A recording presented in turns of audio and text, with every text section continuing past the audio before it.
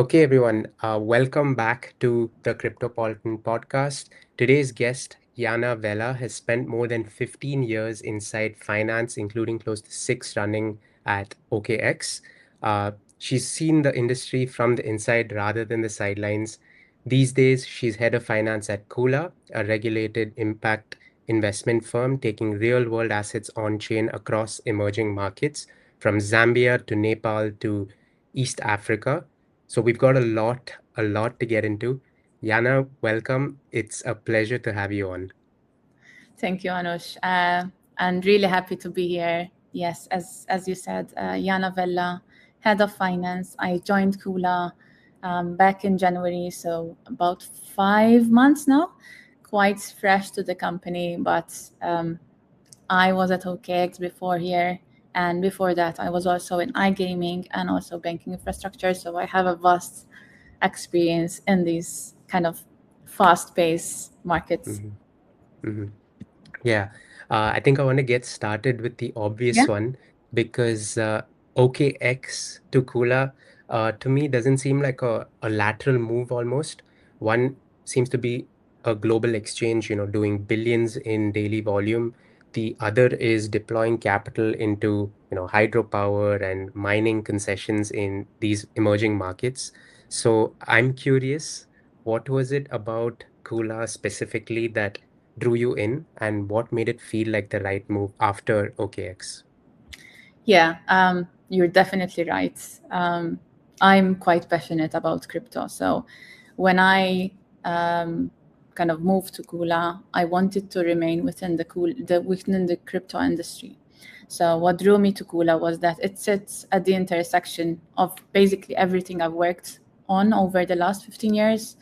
As I mentioned, the banking discipline, crypto infrastructure, institutional finance, and obviously the emerging markets opportunity. At OKX, I saw how fast the digital assets can scale when infrastructure, controls, and trust are built properly.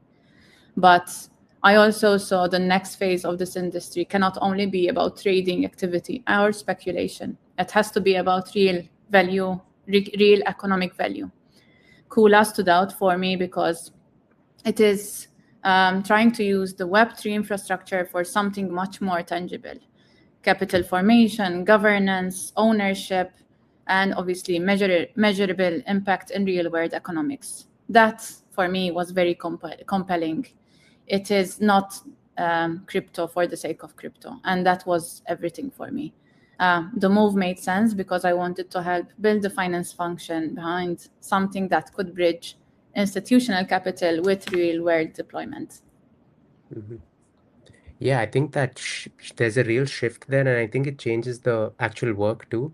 Now, when people outside this space hear head of finance at a crypto company, uh, I believe they picture someone glued to a screen watching token prices all day. I'm guessing your reality looks nothing like that. So, walk me through it. What does your day to day actually look like, and how far is it from the crypto quote unquote CFO most people imagine? It's funny because this is a topic, sorry, it's a topic I have a lot with various people. People tend to think that we're there doing either the payroll or just Mhm, bookkeeping, but it is much broader than what people probably imagine when they hear crypto finance. A lot of my day to day is about building financial infrastructure.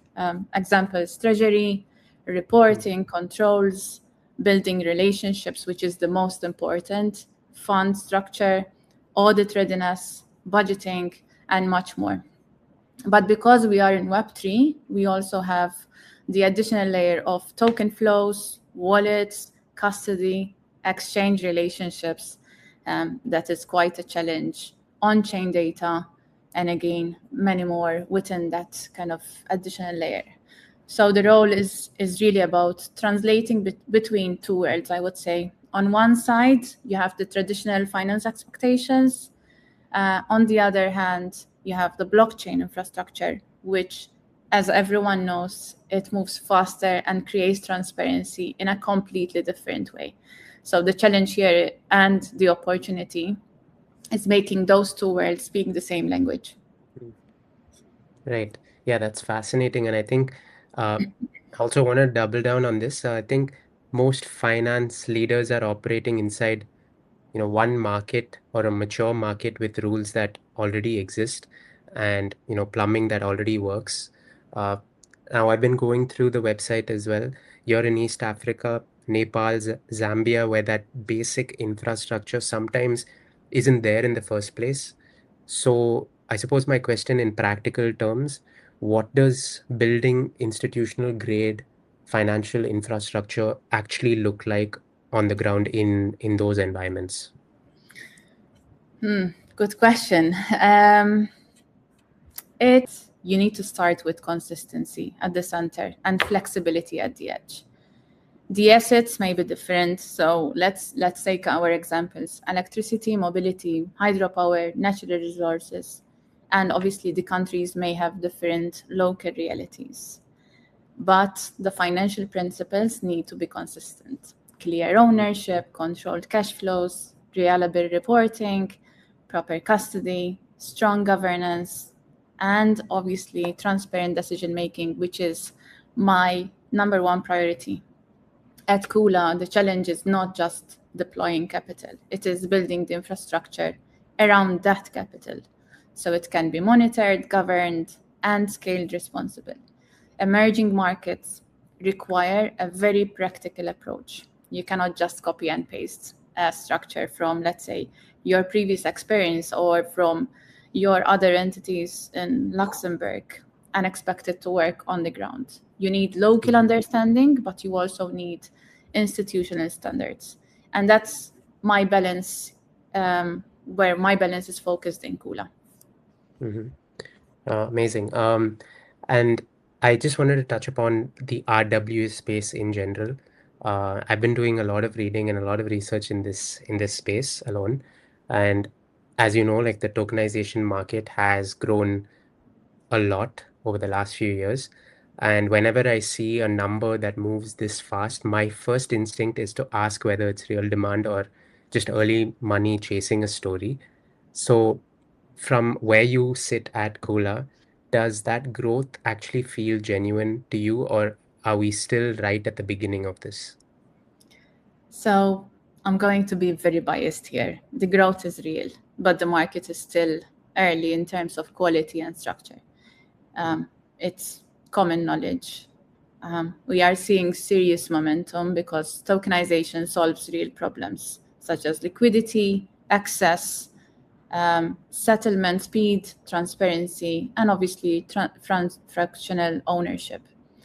But I think the next question is not just can the asset be tokenized? The real question here is what legal and economic rights does that token actually carry? That is where the market still has a lot of maturing to do, at least in my opinion. A token that simply references an asset is very different from a token that carries enforceable ownership or title rights.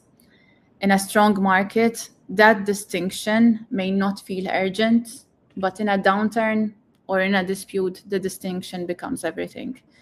So, Mhm, yes, and that's why I said I'm going to be biased because, yes, mhm, I do see the growth and I believe it's real, but the market is moving from experimental into institutional scrutiny. And that's where the quality of the structure will matter. Will matter, yeah. mhm, That's what we've seen also with crypto. It grew drastically, but the scrutiny was still there. So it's the same with real world assets. mhm. I also think I came across this while reading up on Kula. And I think what struck me is how spread out the portfolio is. You put capital into electric mobility, hydropower, natural resource projects across completely different countries and completely different sectors as well. Now, that's a lot of moving parts to keep control of. So, how do you build treasury governance and, of course, risk management frameworks around assets that are so diverse uh, and also both geographically and by sector? Yeah, the institutional capital is is cautious because it does not only look at the upside. It looks at enforceability, custody, valuation, liquidity reporting, and many more. So for many tokenized assets, the question is still, who owns the asset? And this is a question I get a lot. Who controls it? What happens if something goes wrong? And how does the investor enforce their rights? There is also a reporting challenge. Institutions need net asset value, audit trails, custody confirmation, valuation methodology, and obviously not, this is quite common, the legal documentation. Blockchain can help with some of that, but only if it's connected to a proper finance and governance framework. And that's actually why finance is important, especially in these sectors. What is changing now is that the industry is moving away from pure technology demos and towards regulated, asset-backed institutional structures. That is where I think the next wave of adoption will come. I think this brings me to the thing you've been making headlines with. And for me, this is the most important part of the whole conversation. So I came across this that Kula recently announced its pioneering regulated on-chain title tokenization. I want to make sure everyone's listening actually understands what this is, because the word tokenization, of course, now gets thrown around pretty loosely. So if you can break it down for me from both a finance and a governance point of view, what does this actually mean? Yeah, because I got a lot of this question regularly, I found a way how to the simplest way to explain this. Most tokenization today creates a token that points to an asset. Title tokenization is about closing that gap between the token and the underlying ownership rights. From a finance and governance perspective, that matters because the token is no longer just a digital representation. It carries recognized economic and ownership rights within a regulated framework. That obviously changes the risk profile. It gives investors more clarity on what they hold, how rights are recognized, and how the assets connect to the legal and financial structure behind it. For institutions, that is critical. They do not just want exposure. They need enforceability, reporting, governance, and obviously confidence that digital assets maps properly to the underlying asset. That is why we think title tokenization is such an important evaluation for the market, and probably why everyone is using it.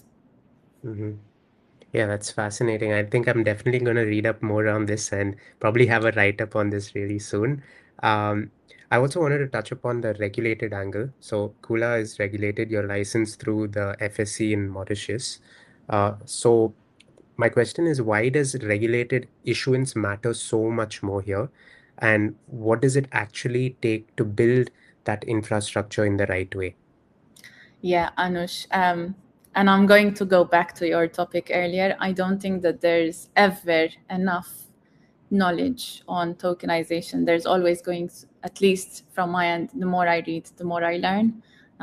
So definitely it's a topic that is so broad and so big that there's always things to learn. However, going back to your question, regulated issuance matters because technology alone does not create trust. And I think this is common knowledge. And this is something that I think we never speak about it, but everyone knows it. You can have a very elegant token structure, but if its legal rights, governance, custody, and obviously regulatory framework are weak, then institutional capital will remain cautious. When issuance happen through a regulated virtual asset service provider operating under a financial services framework, it creates a different level of discipline. It means the token is not just a product built in isolation. It sits within a framework that recognizes the assets, the rights attached to it, and the responsibility of the issuer. That is where, again, I think that the market is heading. Institutional investors will not treat regulated issuance as a bonus. Over time, Mhm. however, they will treat it as the minimum standard eventually. Fascinating. I think I also came across Kula's position.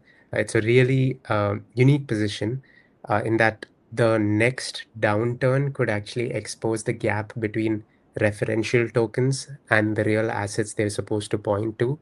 And you've built financial infrastructure through more than one cycle. So you know what happens when the tide goes out and people suddenly start asking, what's actually backing what.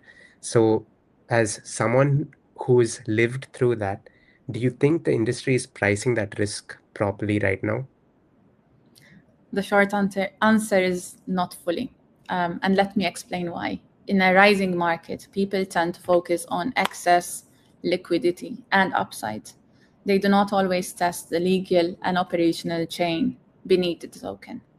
The real test comes under stress: a downturn, a default, a dispute, or a counterparty failure.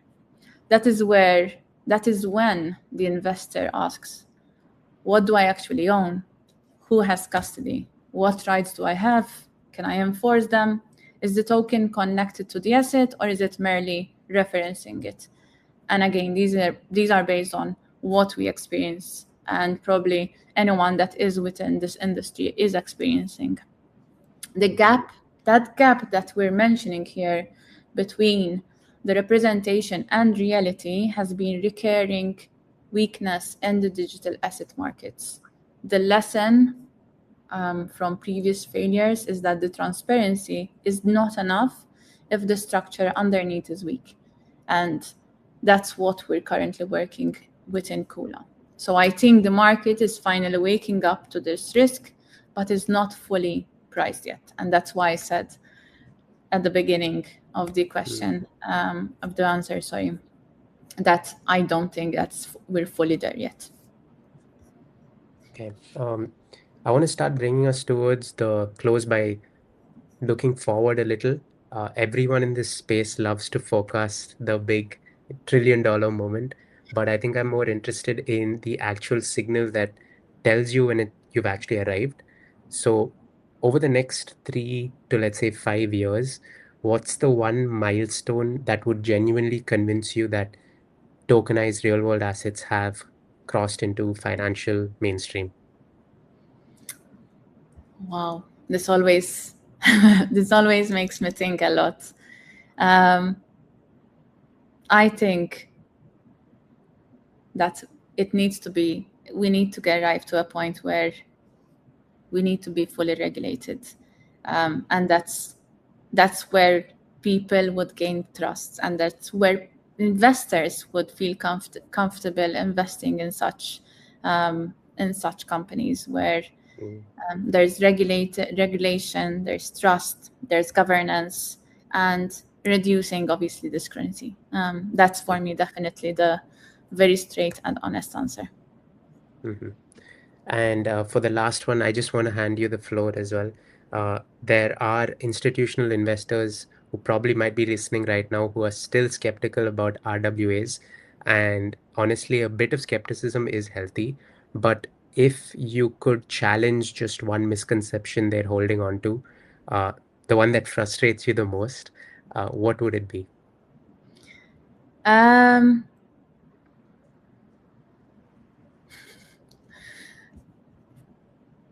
I need to pause here.